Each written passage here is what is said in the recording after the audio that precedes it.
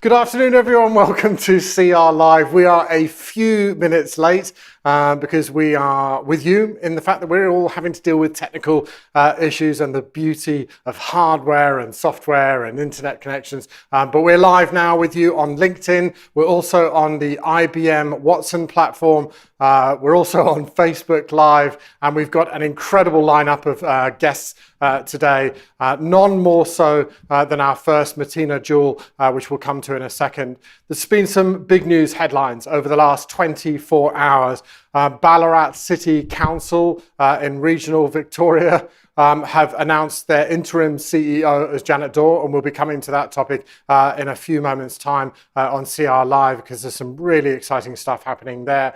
But before we go to that, I'd like to introduce our first guest. She is one of the world's most known speakers when it comes to resilience. She joined the military at 17 years old. She's a woman that I've met some time ago, and to look at her, you wouldn't naturally place her in the military, I think it's fair to say, but she has an incredible story to tell around resilience. And today is very much about small business, resilience, and also the psychology that sits behind that. And we're going to dig into that over the next hour for you all. But a big, huge welcome to Matina Jewell, CR Live. Welcome, Matina. Thanks, Chris. Thanks very much for having me. Great to be here. Not at all. And just tell us a little bit about your career that started at 17 and how you ended up joining the military, and then how now you've become this incredible world-class speaker talking about resilience. Oh, thanks, Chris. I guess, as you say, it was an unusual path for me to join the Army. I grew up in the Byron Bay region, and it wasn't a natural progression for most students to go off to the military, let alone women. So it came about where I've played a lot of sport. I represented Australia in a few sports, and I toured China when I was 16 playing volleyball. And I guess I come home to Australia and set out a number of things that I wanted to do in my career, and heading overseas, working with disadvantaged communities. I guess I'd taken for granted up until that point my upbringing, my lifestyle in Australia. And I also wanted to be a leader of teams. And so, I listed out all these things, and I wanted to do my university studies. I wanted some sort of form of scholarship. And much to my parents' dismay, when I accepted the Australian Defence Force Academy scholarship at Canberra to do my university studies and military training. And so I set a head off when I was 17 for that, 3 years of university studies, a full year of Army officer military training. And then spent 15 years serving as an officer in the Australian Army. And during that time, I served on 5 overseas missions, including representing Australia with the United Nations as a peacekeeper, an unarmed peacekeeper in Syria and Lebanon. I'm sure we'll probably unpack a little bit more of that story. But in terms of getting to keynote speaking, that was really by accident. Unfortunately, my military career was cut short due to injury on the battlefield during the Lebanon War. And so once I was discharged from the military, I found myself, I was asked to write a book. It was fairly extreme circumstances that I was injured during that war. And I guess in coincide with the book, the Australian Story did a 2-part special documentary on me. And then more and more I was being asked to speak at events, and particularly for that sort of corporate leadership aspect of how we build that resilience in people to survive through those uncertain, changing and challenging times. And and I absolutely love speaking to audiences all around the world, across the industries. And I'm very fortunate to have found another career that I love just as much as I did in the military. And I've loved chatting with you, Matina, about your military career in the Middle East. I grew up in the Middle East. I was born out there. I have this weird affiliation and connection back to that part of the world. And I've certainly lived through some of the chaos there. I lived there as a child during the Gulf War when Scud missiles were coming over our house, and then we had gas masks that we'd have to put on when the air raid sirens went out. But that is nothing compared to what you fronted up and had to face. I mean, you were telling me the other day, put yourself in you're scared of heights, and you'd even put yourself in a situation where you threw yourself out of the back of a plane whilst being scared of heights and with minimal equipment. And just walk us through why you did that and some of the real tense environments that you've been put into and had to deal with in your career in the military. Yeah, well, I guess, the military is fantastic at throwing people in the deep end Mm. in terms of pushing them outside of their comfort zones and into things that they wouldn't naturally choose to participate in. So the fast roping that you're talking about, I must correct you, it wasn't out of a plane, it's actually out of a helicopter, although I have been trained to parachute in the Army as well. I did There's a some of that huge basic difference. yes, a little bit closer to the ground, but still, quite a substantial height. And after September 11th, I was serving over in the Middle East, and I was actually working with the American Navy SEALs. And there became a requirement where I was needed to be able to fast rope. And as you say, fast roping is normally only ever done in our Australian Army by our Special Forces soldiers. And that's because there's a huge safety factor considered with this particular activity, in that you are literally 30, 60 feet above the ground, or in my case, a moving target. We're boarding smuggler ships in the North Arabian Gulf. Yeah, wow. And you're literally getting out of the helicopter just using a rope. So there's not even a rappelling harness. Wow. There's no great big safety net that's going to break your fall if you decide to stuff this one up. You literally just have your hands and your feet on the rope. And you squeeze the rope and that sort of controls your very, very rapid descent down to the ground. So there's a special technique you do. But, in this situation, we're wearing body armour, we've got weapons hanging off us and boarding smuggler ships. And for me, having these special waivers signed off by the Chief of the Defence Force at the time to allow me as an officer, and particularly as a female officer, to do that when it's normally only Special Forces was something that I didn't expect to ever be asked to do that during my career. And the biggest problem was not only that physical capability, like I had to have that strength and the endurance to hold myself on the rope. But more importantly, this, as you said, was a huge mental challenge, because I'm terrified of heights. And finding myself as a leader in this situation where I had a very genuine fear, but also needing to lead my team and reassure them that what we're doing, we're going to be as safe as we possibly could in what is, a rather high-risk environment. And I think it's worth saying as well, Matina, I mean, we've just seen some of the footage that was played there of helicopters. That is not general download footage that we've just got off the internet. That is your footage of your time serving in the Middle East at various different points during your career. I mean, it's crazy to think of that world that you were in there and the world now that we're in today. And this is kind of then when I want to draw this connect between these two environments. Dealing with adversity, dealing with absolute chaos. And there's no other way of describing this world that we're in of COVID-19, including the chaos we were dealing with in the control room 15 minutes ago. I mean, this just seems now to be continuous. It's ongoing, it's relentless, and it just keeps pushing and pushing. How do you think what you've been through previously applies to be able to help you today? And does it? I mean, is there a connect there? Is there something that you've gone, you know what, I can do this and I can help others, and there's a lesson there? Yeah, absolutely, Chris. And I think it's all those underlying principles that when we unpack, regardless of the environment, obviously the situations I was serving in across my 15-year career were these, very extreme, literally life-threatening situations where we're under attack from fighter jets, bombs exploding around us, and having to make decisions, literally life and death. And as a leader, as an officer, making those decisions that I knew would not only impact on my life, but would directly impact the lives of the soldiers that I was commanding in those environments. So there was a whole responsibility process attached to that risk and decision-making process. But, it's unpacking all of those underlying principles that are directly applicable, regardless of whether it's on the battlefield, in the boardroom, or even at home in your own personal life. And I guess it's those principles that I like sharing with my audiences all around the world of how to help them find that resilience and not only build it for themselves, but for their teams and their entire businesses, so they can get through those difficult, challenging times that we're all now experiencing in COVID-19. Do you think you and I have chatted about this recently, Maddie? There's an acronym that sometimes almost gets overused, and it's PTSD. And I think we're in an era now where we are potentially going to see some massive challenges when it comes to mental health. And certainly, you've gone through PTSD at points in your career that you were telling me about. How do you, when you look at the military background you've gone through over the years, how has the military dealt with mental health challenges and PTSD? And what have they got wrong, honestly? And where have they started to improve? Because I think you've also had a role in this since your military career as well, haven't you?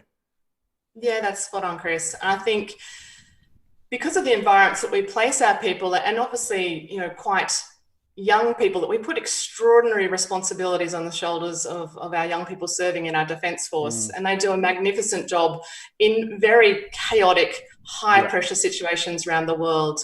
And unfortunately, as part of our service, and for me personally, I've experienced and seen and witnessed things on the battlefield, horrific incidences that you can't just erase from your memory, that you need to unpack those experiences, because they will be part of you and they'll make you who you are today and in the future.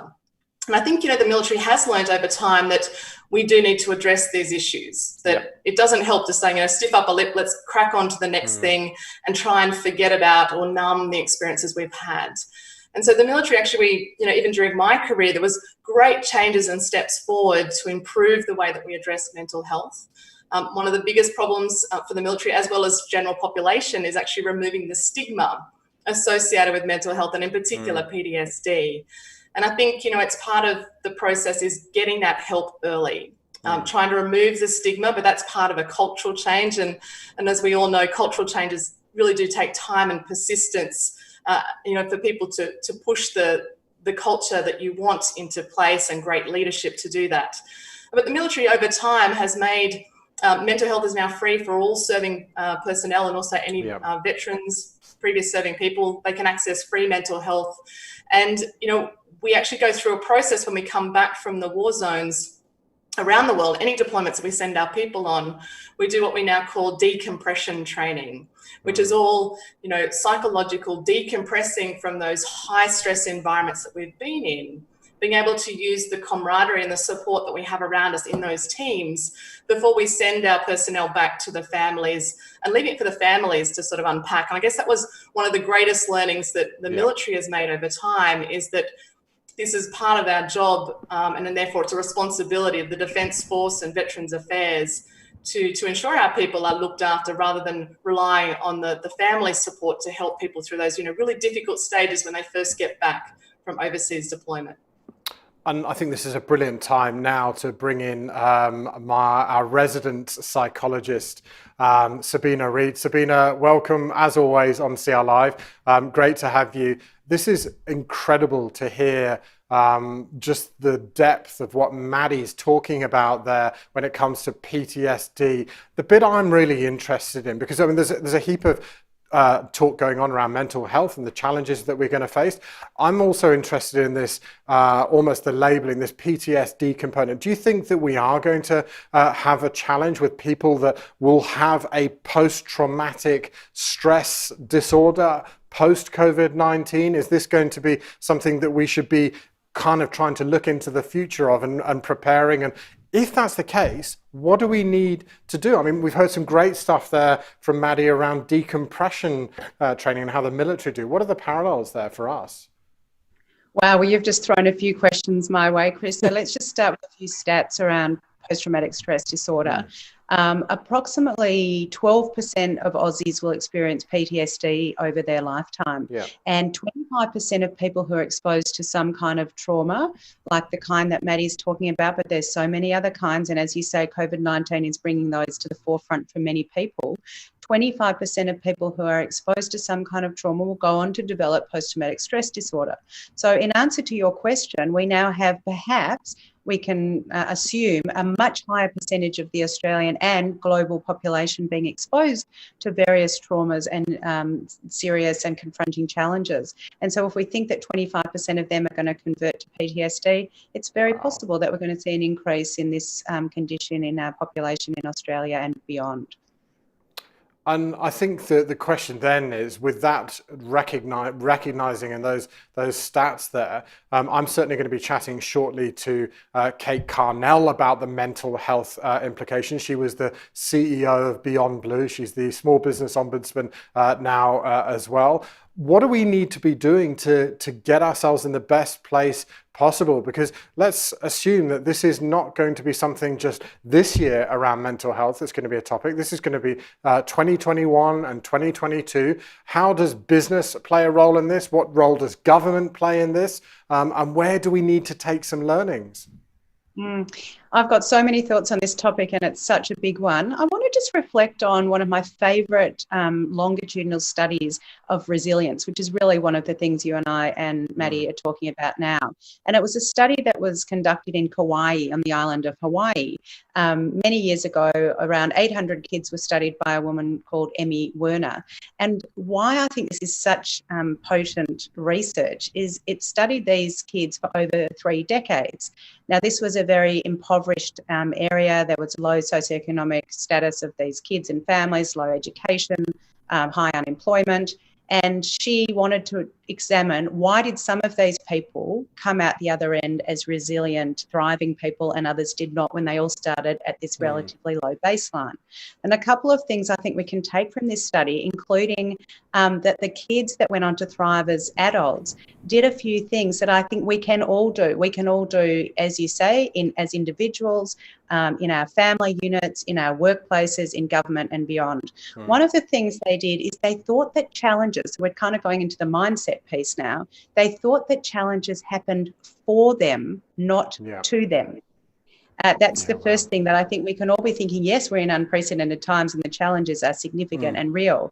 What can we do in order to respond to help us grow and thrive? It sounds kind of trite, but this is what the research has been telling us for decades, that we have to listen. The other thing that these kids on the island of Kauai did is they found what they called a charismatic adult, but what we would call a mentor or a support or a guide or a leader or someone to help us. So with regards to mental health that we're talking about now, we're not expected to do it alone. We're not all mental health professionals. And so whether you're running a team, a business, a family, or yourself with a couple of canines in, to boot, you don't have to have all the answers. You need to be able to create a space that's safe enough for people to share authentically what they're dealing with. And then once you've been able to hear those stories and those challenges, then we can start to find a way to respond, because there are so many wonderful, rich resources in Australia to us available to help with mental health. So you don't need to have all the answers, but don't stick your head in the sand and do nothing. Maddie, I can see you nodding away there to what Sabina's saying. What's your thoughts on the resources available and anything else with this? Yeah, I think there are so many resources out there for people. Beyond Blue, for example, just one that people can go and reach out to. Most industries have their own support as well. So, for me, I think it's about getting some support early, talking about it. I think what the military has been guilty of previously has been trying to sort of just to bunker down and not talk about the things that have, caused people concern and keeping them awake at night. And I think the best thing we can do is open the lid on that, have those conversations with supportive people, get the professional help in early, if it is something that is continuing to bother you, so you can get on the front foot of it. And I said, for me personally, it's those challenging environments that have actually been the biggest learning opportunities for me. So if you go back to fast roping out of helicopters, sort of facing my fear, being on the battlefield under fire, even losing my teammates in the Lebanon War and being injured myself and losing my career, as horrific and horrible as that period was, where I really hit rock bottom coming home and then also having to fight the government for war service recognition and health cover. All of those periods, though, now with distance and time to look back on them, those are the moments that have really defined me and shaped my character into a stronger person. So I think some of it is also perspective. And I also, often talk about purpose in these environments. When we're in that really dark period, the one thing that got me out of bed, and I had fractured and crushed 5 vertebrae when I was thrown into the bulletproof windscreen of my armoured vehicle during the war, and a number of other internal injuries. So that's what sort of led to the end of my military career. But, I was in a spinal brace for about a year. And the one thing that kind of got me to turn around from those dark, depressive days was actually doing something for somebody else. And my husband's a corporate marketing executive. And this one particular day, I decided I'd get up and actually iron him a business shirt before he went off to work. That was a far stretch from, commanding soldiers on operations overseas and all the things that I'd done in my career up until that point, being a Navy diver and all sorts of things that I had considered as hard work. But that was my challenge for the day. And I just set these little steps that I could build on each day and also get a sense of achievement from that. I'd iron my shirt. I felt like I'd actually done something that helped somebody else. And so I think, often when I'm working with clients wanting to build that resilience after they've gone through a traumatic experience, is actually helping them just find some small step forward, because sometimes the whole picture looks insurmountable. But if we can break it down and do one small thing each day that we can build on, we can sort of find our way through and come out the other side. And what a beautiful way to finish off that. But the last question goes to you, Sabina, as always. Last question here. Have a think about what is it that, if you're a small business owner now, you're looking into this little team you've got, you're trying to work out how to just even get from one day to the next. What's the final thought that you would leave for them around how to deal with the enormity of what's going on and how they can just make those steps forwards?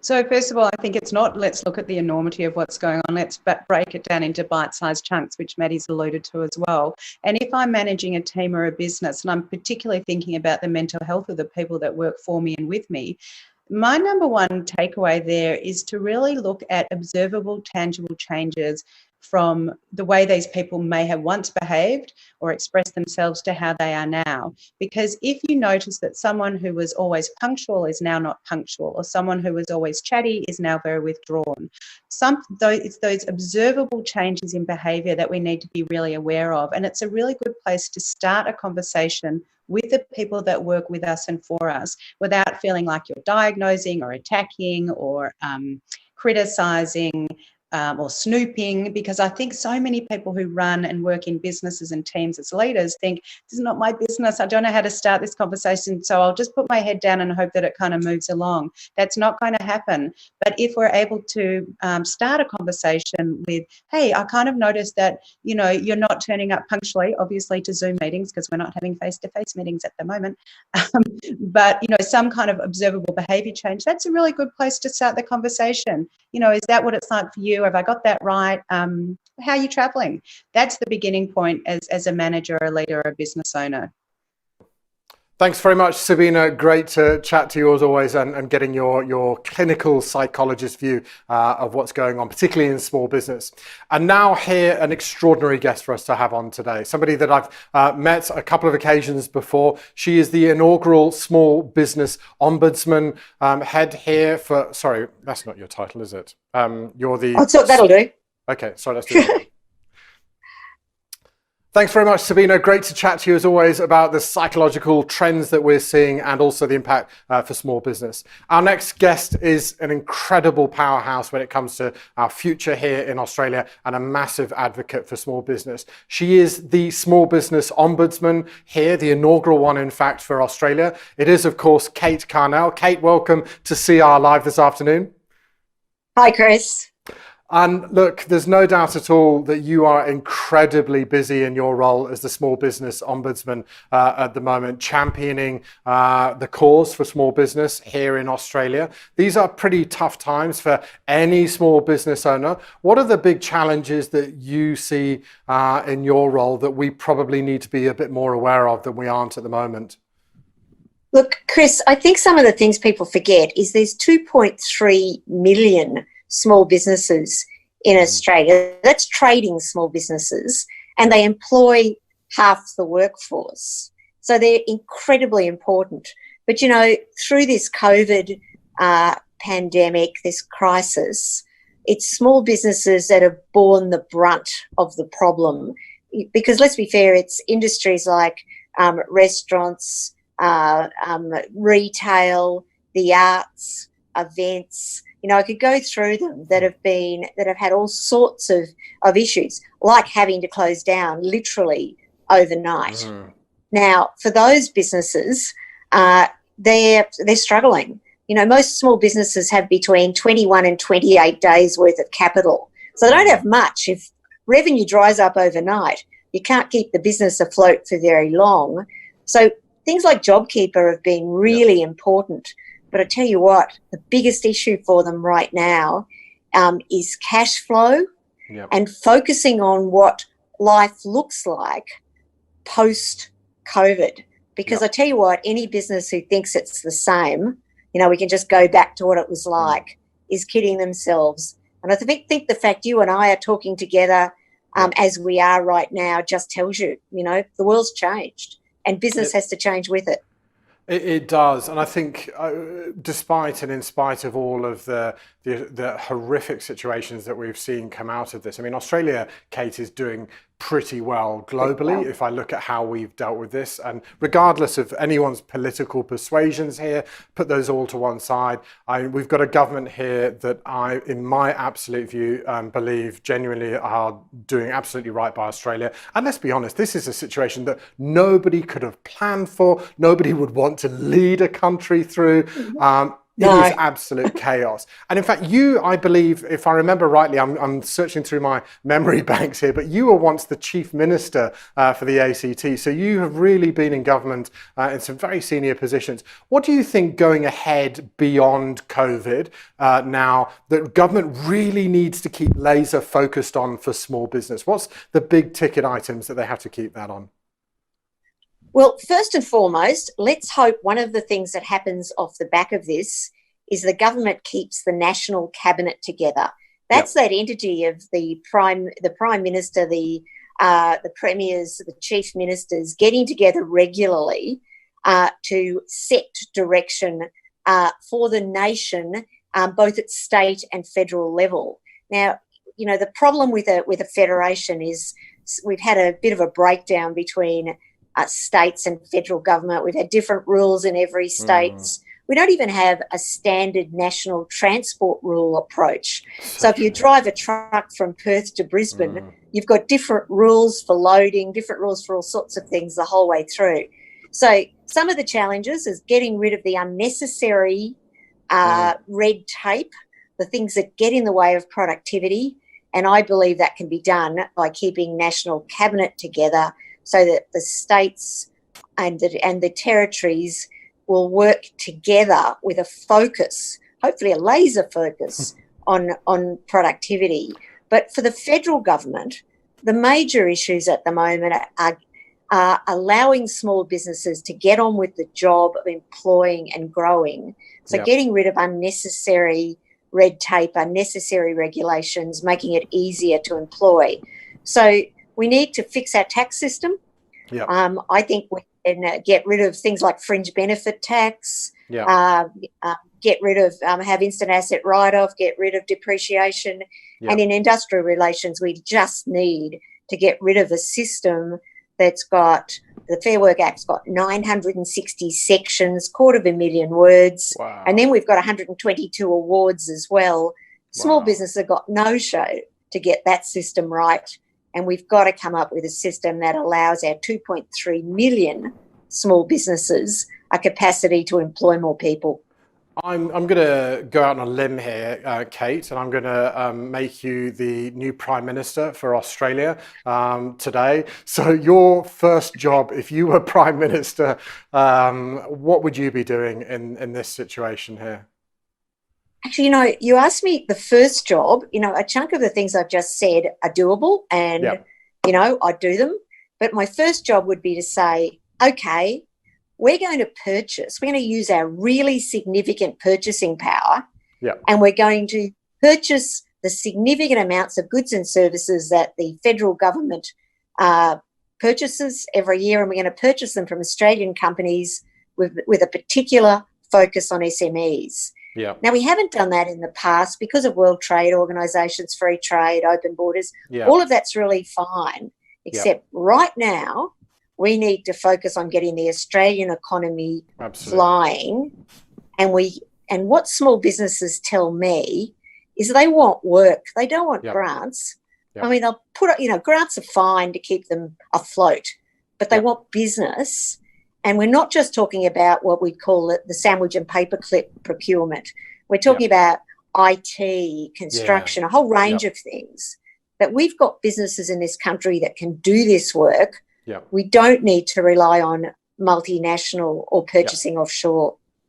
And I think, look, I've been having heaps of conversations, Kate, with everyone from established businesses like Hames Paint. I was there with them. They're fantastic. I love them. Aren't they? I was there with the family talking about how they've responded to this situation over the last few weeks. Amazing story there. I'm off to see Brown Brothers next week to meet the Brown family and talk to them about what they're doing with the future. But I think there's been a real, absolute resounding support for, we need to be really laser focused, again, to use that word, on Australian business, supporting that to really kickstart our economy. But the thing that's come out that I've kind of been a little bit surprised about is that there's this real desire to be very innovative around manufacturing again. And that doesn't mean bring back necessarily car manufacturing or the big old stuff. But how can Australia, in your view, be a real powerhouse when it comes to innovative manufacturing for our future here? Do you have a view on that? Look, absolutely. And it's been great to hear the government, Karen Andrews, who is the Minister for Industry particularly, but also in the defence space, Melissa Price, talking about how we can make manufacturing, and particularly high-tech manufacturing, really fly in Australia. We've seen pretty small businesses pivot to be able to produce ventilators really quickly and other PPE requirements. It shows you Australian businesses can do all sorts of really innovative things if we give them the capacity to do so. And it was interesting, I'm involved in CDIC, which is in the defence industry space, trying to get more small businesses, small to medium businesses, into the defence supply chain. And I was on a call this morning, and one of the manufacturers that's on that group was saying, it's interesting, he does a lot of work in South Korea. South Korea has 26% of their economy is in manufacturing. Back in 1975, 26% of Australian manufacturing was in of the workforce was in manufacturing as well. So we're about line ball with South Korea back then. Now we're at 6% and they're still at 26%, and our wages are very similar. So it shows that, we can have a look at other countries that have managed to focus on, getting their innovative manufacturers, giving them the capacity to grow. We've got the people here, we've got the innovation here. We've just got to give them the capacity to grow their products here. We invent things well, but then we don't take it to the next phase of actually manufacturing in Australia. And, just using South Korea as an example, they have no natural resources and we've got everything. So, we can do this. We just have to focus on making it happen.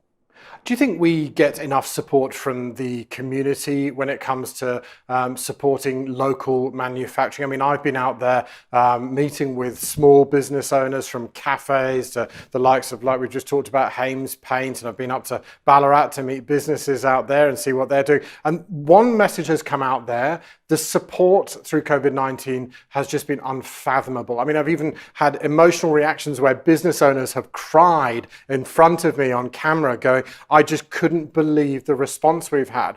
Do you think, across the country we're seeing that, and will that continue even after COVID-19? Chris, I'm on the board of the Australian Made campaign, the little triangle with the kangaroo. We've found at the Australian Made campaign that we have never seen anything like this. Even in the middle of COVID, we've got huge numbers of new members. The interest in our website, in our social media space, we've had 600% increases Australians are saying they want to buy Australian goods, Australian services. They don't want to be reliant on offshore procurement anymore. So they want it to be a balance. We've got to be able to stand on our own 2 feet. So Australians are saying categorically, as the people you were talking to, that, you know, this is actually a total change in attitude. Yep. I think in Australia we've been a bit maybe fat and happy in a sort of, that we've sort of just gone with the flow. Yeah. And, you know, if you can get cheap stuff from overseas, that's good. I think we've changed, and let's hope that we all now embed this in the way we operate. My executive officer needed to buy some new socks because Canberra's getting a bit cold. It took her 8 shops before she could actually find socks that were made in Australia, but she found them. Okay. And she found them. They're made from merino wool in Australia. So if you make the effort, you can find Australian made, and they're great products, high quality, great products. Absolutely. Might pay a bit more, but hey, it's worth it. Absolutely. And one of my big passion projects is convincing and making sure my mother-in-law follows that same trajectory, that when she's out, she's not just buying the cheap tinned tomatoes and she's looking for the ones with the Australian label on, because that's critical to our future. And everyone needs to be doing that. And I think there's never been a time where our communities and societies are behind this now. And the challenge for all of us is to make sure we continue that through. Australians do incredibly well. The last thing I want to leave with you on, Kate, is you were at one time also the CEO for Beyond Blue here in Australia. Yes. Mental health is going to be an enormous topic for us going into the rest of this year and also the year after. What do you see some of the things that we perhaps aren't as focused on in that area and we need to be very careful on? Chris, if you have a think about, you know, small business generally for a while, those 2.3 million I was talking about earlier, in January, or late last year, I mean, there's certainly businesses that were badly affected by the bushfires, so had a bad December, January. But for most businesses, they had a plan. Even those affected by bushfires, they were thinking, oh, we'll get through this and, you know, we know what we're going to do from there. So they went from having a plan, knowing where they were going, know what their business looks like, to being closed or almost closed overnight, or having no customers overnight. As you said earlier, no one could have planned for this. This is a level of stress that, you know, no normal person could deal with. And remember, for lots of small businesses, their house is the security on their business loan. So if the business falls over, there is a fairly good chance they'll lose their house as well, their home. You know, nobody is Superman or Superwoman. And I think the message for small businesses or other people who have lost their job, who never imagined they'd be anywhere near Centrelink in their lives, and all of a sudden are having to, you know, navigate that system, is to understand that 1 in 4 Australians experience mental health situations at some point in their lives in the best of times. And this is not the best of times. No, it's so true. There's a website that my office has put together, because it's a bit of a passion for me, called My Business Health. So people Google My Business Health, you'll get a website associated to the Australian Small Business and Family Enterprise Ombudsman site. And what we've tried to do there is help small businesses with tools that help them with cash flow, with the grants that are available from levels of government, all that stuff, but also what you can do to look after yourself. Getting through COVID is going to be tough. But I tell you what, if you don't look after your own mental health and that of your family, and make sure you're keeping an eye on your staff as well, then it's going to be very hard for your businesses to survive and for your family to survive as well. And we need that to happen. So except you're not Superman or Superwoman, you need to look after your own mental health, and there is significant support available to do that. My Business Health, it's got some great places to go. Beyond Blue has a 24/7 helpline where you'll speak to a mental health support person if you want to do that. Go onto the Beyond Blue website or My Business Health, and accept that you have a responsibility to look after your own mental health Otherwise, you can't look after others or your business. Kate Carnell, Small Business Ombudsman, thank you so much for your time. It's always great chatting with you. I always thoroughly enjoy our conversations. Have a great rest of the week. And thank you again also for all the work that you're doing for small business across Australia. Thanks, Chris, and it's always fun to talk to you too. Take care. Thanks very much, Kate. Great to chat to you, and thanks for your time on CR Live this afternoon. And now on to our next guest, a very good friend of mine, a fellow futurist, a globetrotter, and he is also Swedish, but don't hold that against him. Anders Sorman Nilsson, welcome to CR Live this afternoon. Great to be here, creating the future with you today, Chris. And look, it's interesting, isn't it? I mean, you are also, so you're Swedish, Australian, you spend your life with your beautiful little family, split between those two parts of the world. And Sweden keeps hitting the headlines at the moment when it comes to COVID-19 and some of the numbers and the stats. And let's face it, you and I, as futurists, are always about trends and patterns and stats. And Sweden isn't hitting the note for all the good reasons, in my view, and we were chatting about this yesterday. Yeah, absolutely. And I think one of the things that's become very, very clear is that this Swedish kind of approach of what we culturally term lagom, which is an old Viking saying. In fact, it came from the use of beer around the table and the good old Viking days. If you just drank enough beer and then passed it on to your mate and it lasted around the table, that was lagom, or around the team. The Swedish approach to most things tends to be very sort of balanced and even and not extreme in any way. And they're trying to tread a very careful sort of middle path where things are not really closed, but they're also not really open at the moment. And that is a huge challenge for the population and for businesses. But really, Anders, how successful? I mean, you've got a really good position on this, because apart from having your parents still over there in Sweden, they're business owners, which we'll come back to in a second. I mean, how successful have you really seen this going for them? Because I'll be honest, I don't see how this has been going particularly well for Sweden so far. Well, I'm part of the Swedish diaspora that doesn't live in Sweden anymore. I mean, I certainly visit there and spend a lot of time over there, at least pre-quarantine and pre-COVID. But it hasn't been successful at all.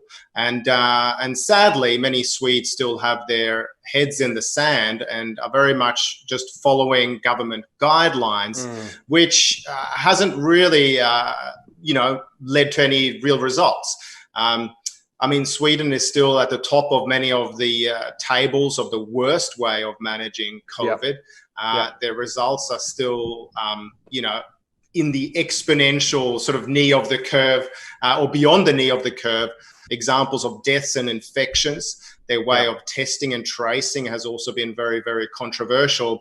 And at the same time as they're sort of saying that they want to keep livelihoods alive, businesses alive, they're doing very, very little to actually back that from a government support perspective. Whereas we in Australia can be, I think, very, very proud in terms of what the government has been offering to small businesses and large businesses alike. So Sweden is failing to protect both lives and livelihoods. For many, many days in the last fortnight, Sweden's been at the top of the table of deaths per capita, which is very, very worrying. And of course, when the data is there, as you point out, as futurists, we can be human-centric and strategy-centric because we're also very, very data-centric. And the Swedish government and the Health Institute has been failing to really switch strategy when the evidence is clearly against the fact that it's not working. Now, they're telling us to take a more long-term, long-range view of this.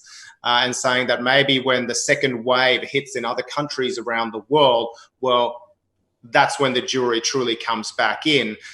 But in the meantime, the Swedish story is not looking good. And I mean, Anders, you and I are always looking for trends that kind of show us where we're going to be going over the next few years. I think it's safe to say that we're all in this phase now where we're trying to look at very much the immediacy of what's going on and what even the next few months look like. With the let's be honest, the slightly disastrous approach to what we're seeing with Sweden there. What's the impact been from that on a business level? How have we seen businesses and the economy being impacted? Because if you believe everything you read in the media, you would think that everything's going as normal and business is great and everyone's moving about their daily lives in Sweden as normal. Is that a reality, or is there something different going on? No, that's not the reality. You know, I was interviewed on in Wall Street Journal just the other week about this, and sadly about a very a business case that's very close to my enduringly analog emotional heart, and it's the sad tale of my parents' 104-year-old third generation menswear retail store going under and going into voluntary administration as a result of all of the uncertainty. So what you see in most newspapers, or in the media at least you were in the initial stages of Sweden's sort of revolutionary approach, was young people out drinking beers in the spring sunshine. But the story that wasn't being told is that anybody over 60 really was just taking matters into their own hands and staying at home. And for my parents, that was disastrous, because the major part of their customer demographic is a baby boomer. And so those people were already quarantined without being forced into quarantine, which meant that any business that sort of skewed towards baby boomers had a really, really rough time. So the story is really that neither livelihoods or lives are being saved at the moment. And if you compare it with the Australian approach of grants, of paykeeper, of investment, or focus on construction, of help with buses, etc., for all types of businesses, we are far ahead of where Sweden is, and even the economic indicators are such that compared to other Scandinavian countries that did have a firm lockdown, Sweden's GDP decrease will be in line with those, and in terms of unemployment, again, unemployment will be the same as the rest of the Eurozone. So it is troublesome. And of course, when it comes to Sweden's tourism season this summer, it's also going to be impacted, because it's now on the list, the only country on the list of tourists from Germany where you have to sit in quarantine for a week after returning from a Swedish holiday, if you dare go there. Yeah, I look. You and I have been chatting about this yesterday, and Sweden is going to continue to be a big topic when we're looking at countries and how they've been responding to COVID-19. I think there's no doubt at all. This side of the world, Australia so far at least, and New Zealand as well, have certainly been leading the pack, and let's hope that continues. We've also seen, though, over the last week or so, the Chief Health Officer from Sweden acknowledge, at least in part, that if he'd had the time again to do this, there are things that he would have done differently. What do you think, if we look at the bigger picture, Sweden and Europe, what do you think we're going to see them do now differently if we had to try and make some predictions? And I realise that's a cruel question to ask to any futurist at the moment, to try and make a prediction with what's going on. But I get to be the futurist and the hobby epidemiologist at the same time. It's really hard to tell. I mean, I do think that the people responsible for this in Sweden have got to step up and take responsibility. I would like to see the person, Anders Tegnell, as his name is, resign and own the failure that this strategy has entailed. At the moment, there's been no talk of that. I also would like to see Swedes really taking this up and voting with their feet in the next election, because also the Social Democratic government has been following religiously the advice from someone who's been, responsible for many deaths that could have been prevented. And so that's my firm view. I mean, Britain did change tack. They were following a similar strategy to what Sweden has been deploying in a more flexible, more agile manner. Now, things have been fairly disastrous in the UK as well. But when they saw the data, at least they changed tack. And we haven't seen that from Sweden quite yet. But again, if the proof might be in the pudding, the jury is still out. Yeah. We're going to see what happens in countries that are now starting to suffer from a second wave, like South Korea, Iran, etc. As the world opens up. That is still an unknown, but certainly happy to at the moment call Australia home. Living on an island has never been better, and you see similar results in Iceland and New Zealand, for example. Being an island in this particular instance, even though we're all digitally interconnected these days, being on an analog island certainly helps from stopping viruses. I think there's also no doubt at all that England did change strategy. Exactly as you said, the question I've always had was Sweden didn't really seem to have one. And I think I don't want to continue on with Sweden too much here because there's lots of other stuff for us to talk about. But the other one I want to talk is you and I are plumbed into all sorts of businesses all year long. We're always trying to, again, explore the patterns that are going on. And I think there's one resounding theme that's coming out again and again for me and for you over the last few months, which is businesses are now very much accelerating their digital and technology plans much quicker than they were necessarily intending on doing. I had a chat with the founders of Australia's biggest paint company, Hames Paint, the other week, and they were telling me exactly this, that they were accelerating their digital strategy. They've been very much an offline business. They're now suddenly pulled everything very much quicker to go into this new online world. What kind of patterns are you seeing there as well, Anders, in that? And how do you think that's going to play out for us as futurists for the rest of this year and also for our clients? Well, there's a couple of things here.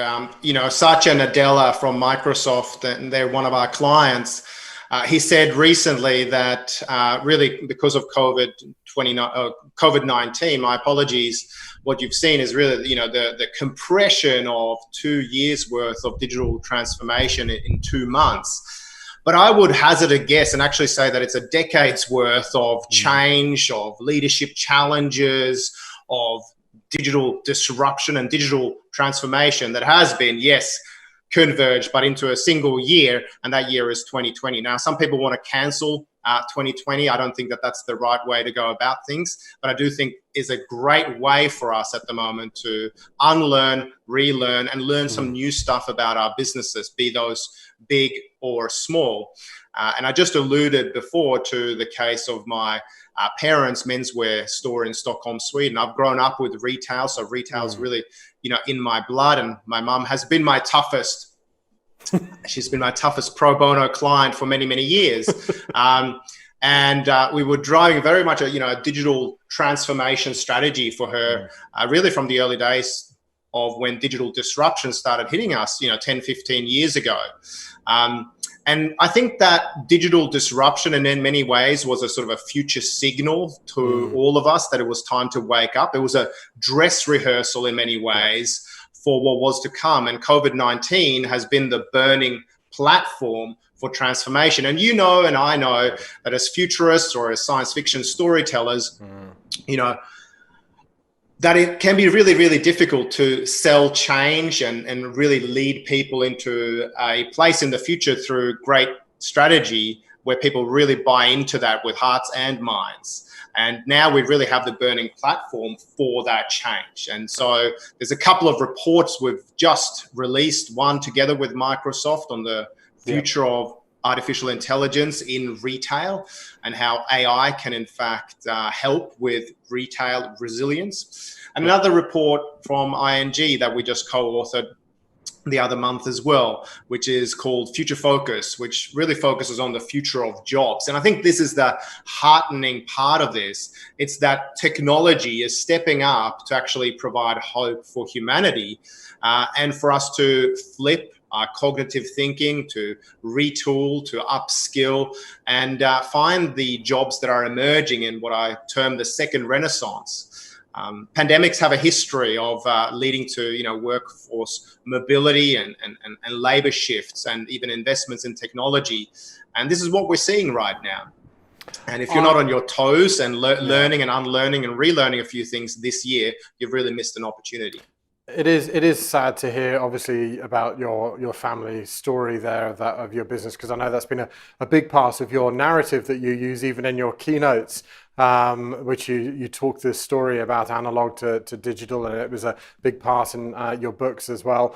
I'm sure something extraordinary will come out of it. I mean, through all of these chaotic times, we see some great things come out, and I have no doubt the same will apply there for you. I want you to leave us with one final thought, Anders. I normally ask this question when I'm interviewing clients because I get some really great answers. If you have one hope for the future post-pandemic, when we come out of whatever this is and whatever the end looks like, let's assume we'll know what the end is when we get there. When we're into this new beginning, this new era post-COVID-19, what's your hope for the future? Well, my hope for the future is really that we're going to see a creative renaissance, a second renaissance, or the flourishing of human innovation and creativity. Pre-COVID, we all had to do really menial styles of work. Even at the top echelons of the banking world, top bankers would be spending up to 30% of their day doing data entry, for example. Menial styles of work that really we should be outsourcing to robots. I do believe that with COVID, while we've been hibernating, machines have kept learning. Yeah. And I do believe that by actually outsourcing more and more of the cognitive grunt work, data entry, pattern recognition, crunching the numbers, etc., punching Excel spreadsheets, right? A lot of this menial work will be done by robots so that humans, again, can focus on the meaningful, tapping into more of our right brain, our interpersonal skills, our entrepreneurial skills to really create the workforce and the styles of jobs that we want, not just for this generation, but for future generations, so that people can actually feel the freedom and the liberty to tap into their own creative genius. Because I do think that creative genius times AI is what's going to position individuals well for the future. Thanks very much, Anders. Great to chat to you as always, and all the best to your family over back in Sweden. And now on to our big news story of the day. Last night, the new interim CEO just got announced for Ballarat City Council as Janet Dore. Council just voted her in, and she actually starts in her new role tomorrow as the CEO of Ballarat City Council. The previous CEO, Justin Lindley, got fired after a damning Ombudsman report. So Janet's coming back in very much to shake things up. And interestingly, as it happens, I drove up to Ballarat with my crew a few weeks ago to have a chat with Janet about how she sees the future of not just local government, but also business in regional Australia. Janet has been the CEO of Ballarat City Council before. She's also been the CEO of Newcastle City Council. She's been the CEO of the TAC here in Australia. And also she's sat on various boards, including for Central Highlands Water. She's a powerhouse when it comes to business and government. She's got a very strong idea of what the future looks like. Take a look at this small segment from our interview that we had with Janet just a few weeks ago.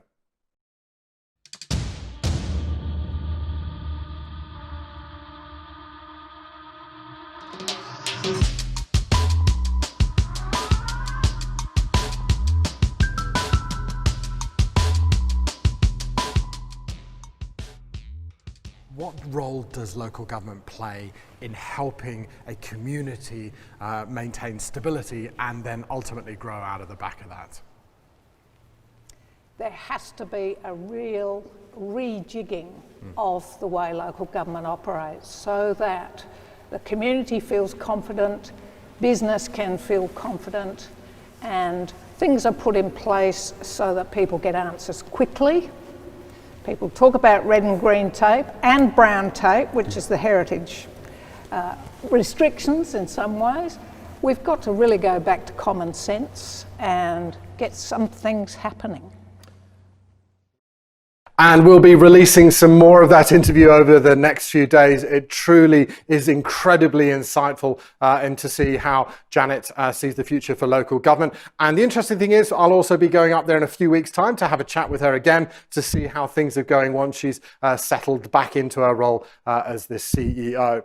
And now on to our next guest, Gavin Reddrop, our usual tech commentator, but he's here to talk all things business with us today. Hi, Gav. Welcome to the CR Live show. Thanks, Chris. It's great to be here, and massive congratulations to Janet in a well-deserved position.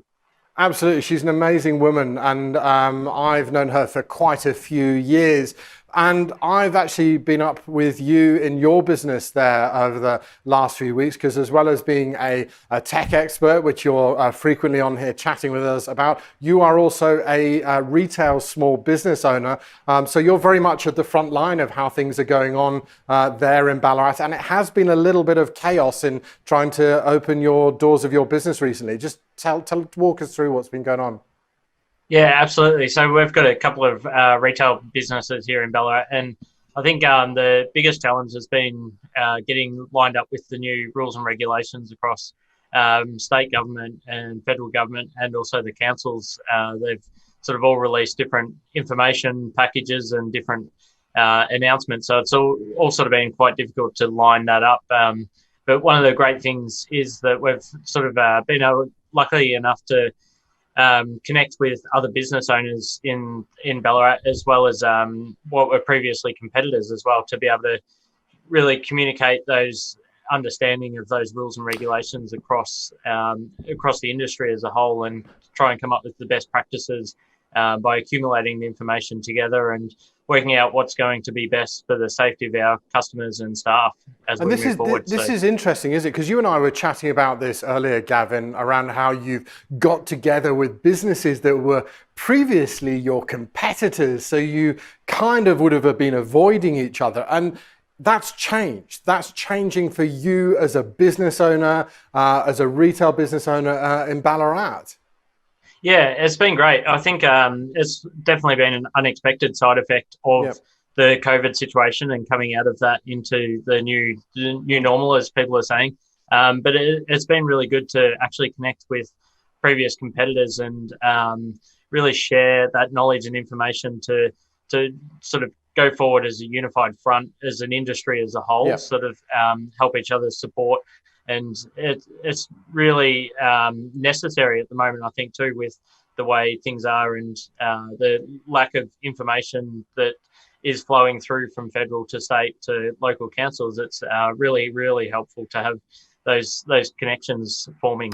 And the thing I'm also interested in, Gav, I mean, bringing it back to Janet Dore coming in, she's going to be the interim CEO as voted by council last night. So the appointment will be for up to 10 months. And she's already been interviewed in the media yesterday and this morning. And she, I quote, has been saying that she's got a mountain to climb with the future. She's got to really shake things up there. I have no doubt that she certainly will be doing that. But for you as a business owner, if you were sitting down with Janet today and you're a retail business owner, what do you want to see council do differently as an owner there going ahead?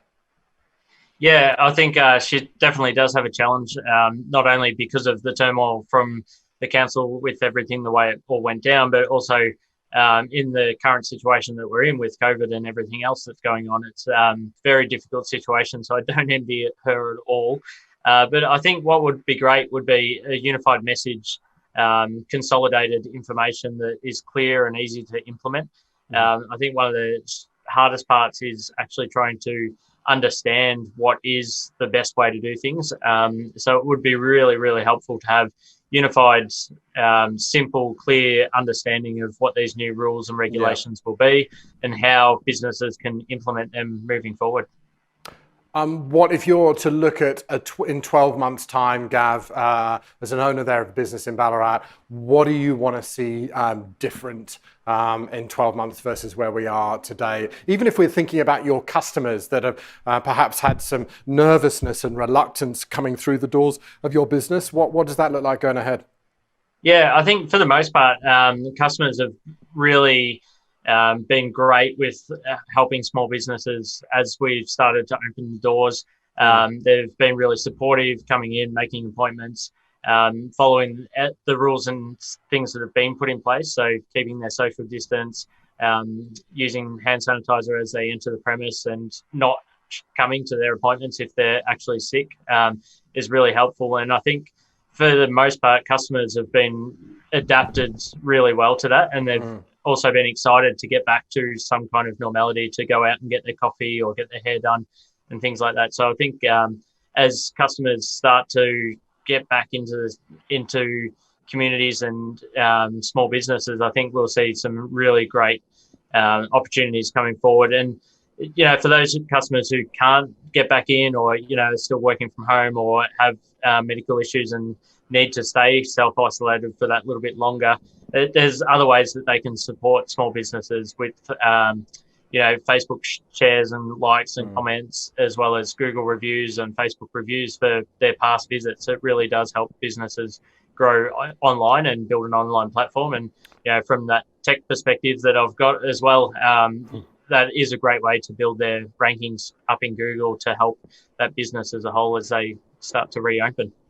Your business that you own so you've got two. You've got a hair salon that you own with your wife, and a beauty salon as well. And I think it would be fair to say, even though you're a tech web guy, your online presence and sophistication probably hasn't been where you've ideally wanted it to be over the last couple of years. Have you found yourselves now sitting down and really ramping some of that up and wanting to really lift the game as far as your online, not just having a website or a Facebook page, but how you do e-commerce and how you get product to people? Is that something that's going to be a big priority for you now, with this realization that things are changing quickly?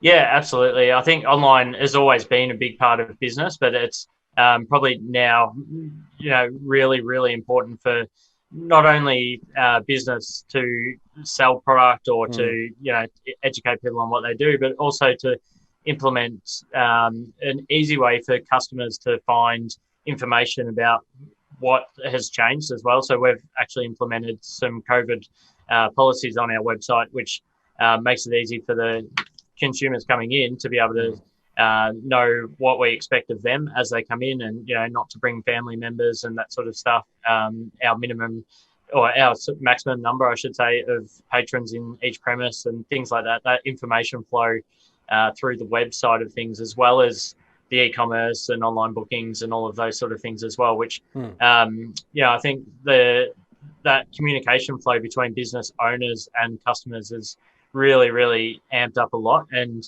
over the last few months, it's sort of given a lot of business owners a chance to pause and actually look at the way their business is set up online from a holistic approach, rather than just trying to be reactive each time. So I think it's actually been a really good opportunity in a way to stop and think about how to position that web sort of side of things moving forward.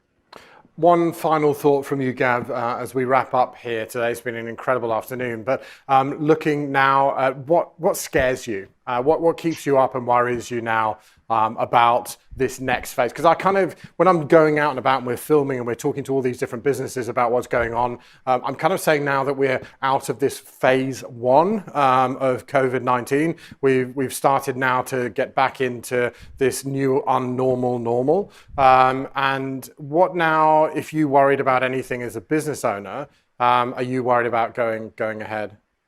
Yeah, absolutely. I think for any business owner, the safety of their staff and customers is always a high priority, especially with, the situation does still have a little bit of a risk with the second wave option that might sort of happen, might not. So I think it's always in the back of our minds now to really heighten that safety aspect. And the communication flow between employees and employer is really strong at the moment, which is good. So it's keeping those communication gateways open as much as possible to really make sure that the employees are both comfortable and safe, as well as the customers as they come in going forward. But yeah, definitely a second wave is a bit of concern at some point if that does happen. But I think the measures that have been put in place so far are really good, and I think for the most part businesses will be ready to adapt for that sort of situation if it does unfold. Gavin, Red Drop, thank you ever so much, as always, for your insights on not just technology, but business and how things are going up there in Ballarat.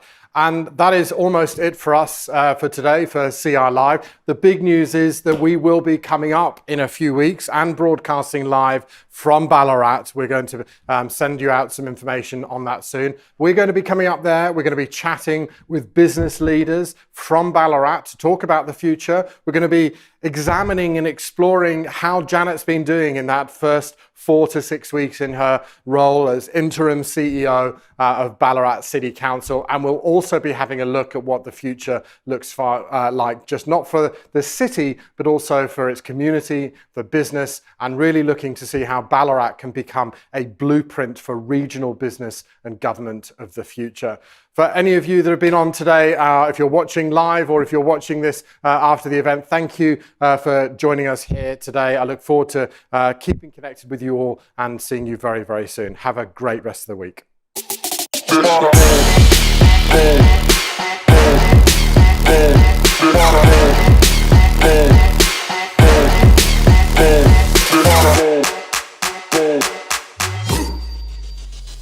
Yeah.